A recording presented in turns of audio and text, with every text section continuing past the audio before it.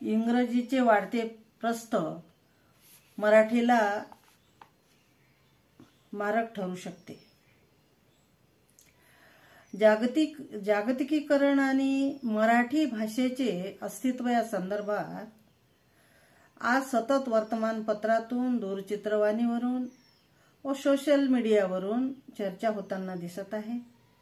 जागतिकीकरणात मराठी भाषा कशी टिकणार? ती टिकवायची का? टिकवायची तर मग कशी टिकवायची? त्यासाठी शासनाला व आपल्याला कोणते प्रयत्न करावे लागतील याविषयी काही उपाययोजना निश्चितच आहेत. माणसाचे इतर प्राण्यांपेक्षा वेगळेपणा म्हणजे माणूस बोलतो आणि त्यासाठी तो भाषा वापरतो. आदी अवस्थेत असणारा माणूस खानाखुणांच्या आधारे भावनांचे, विचारांचे आदान प्रदान करीत होता.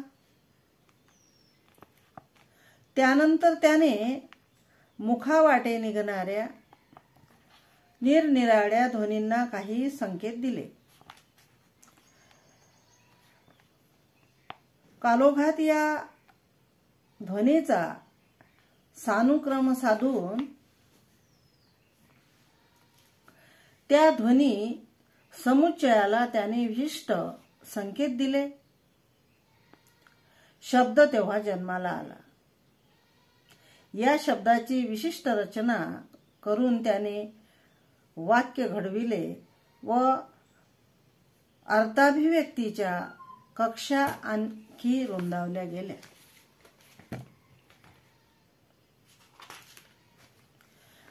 भौगोलिक प्रदेशानुसार संकेत भिन्नतेमुळे वेगवेगळ्या भाषा निर्माण झाल्या. काळाच्या ओघात त्या भाषा विकसित होत गेल्या. भाषेचं प्राथमिक कार्य आहे संज्ञापन. संज्ञापन म्हणजे संवाद साधणे.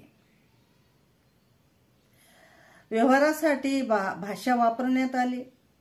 व्यवहार पार पाडणे एवढंच काम भाषेने अनेक वर्ष केलं.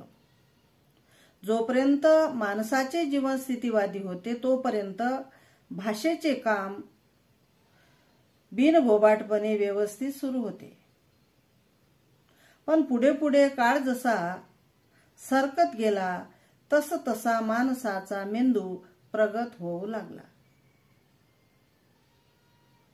मग निसर्गाच्या वेगवेगळ्या आविष्काराचा तो शोध घेऊ लागला आणि त्यातून वेगवेगळी विज्ञाने उदयाला आली.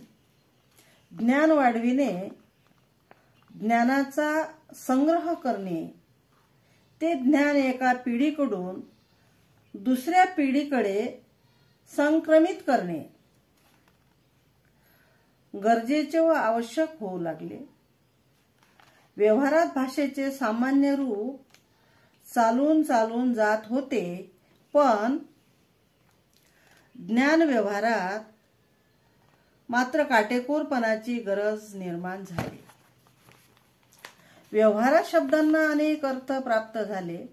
संदर्भानुसार शब्दांचे अर्थ लक्षात घेऊन व्यवहार पार पाडला आणि तो व्यवहार पुढे पुढे पार पाडला जाऊ लागला. ज्ञान व्यवहारात मात्र संदर्भ सापेक्ष अर्थ चालू शकत नव्हता.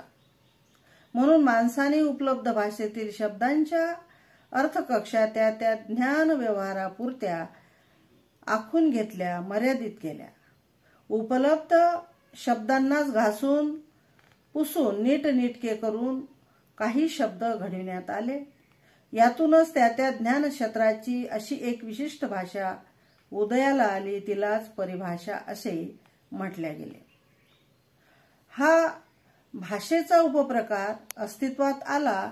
परिभाषा निर्माण होणे, पारिभाषिक संज्ञा निर्माण होणे हा त्या भाषेच्या व पर्यायाने समाजाच्या विकासातील एक महत्त्वपूर्ण टप्पा असतो. समाजाच्या वाढत्या गरजा व त्या गरजांच्या पूर्तीसाठी केले जाणारे संशोधन, या संशोधनासाठी भाषेचा केला जाणारा सुजाण वापर यावरती त्या त्या समाजाच्या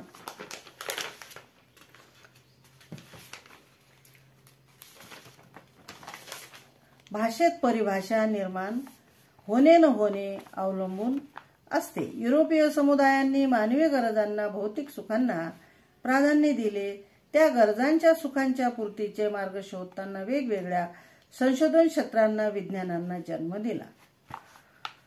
पुढील भाग हा यानंतर क्रमशः